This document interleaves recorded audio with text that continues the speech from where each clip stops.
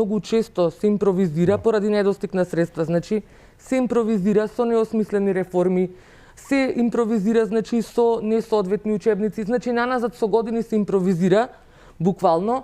Учениците се крајно немотивирани заради тоа што она што тие го добиваат како порака од општеството е дека со оглед на нели тоа како се вреднувани нивните наставници, дека па и воопшто нешто не се исплаќа да се учи.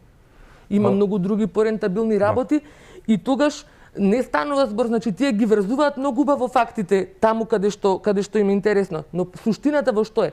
Во тоа што од она на човекот му е, значи, вродено, луѓето се родени се радознали, тие сакаат да учат. Значи, процесот на учење очигледно штом сакаат да учат им причинува некакво задоволство, сатисфакција им прави. Значи, штом ние сме успеале да направиме од тоа што природно, вродено ни е задоволство, што не радува, да направиме непријатност, што децата буквално, кога ќе го пратиш во училиште, од година во година гледаш како му гасне огнот во очите, радоста за знаење му гасне и знаењата ги бара на друго место. Значи, таму треба да го бараме проблемот. Ако не ги врзуваат фактите, тогаш дефинитивно треба да се прашаме, бидејќи училиштето огледало на општеството, во какво општество па ние живееме воопшто.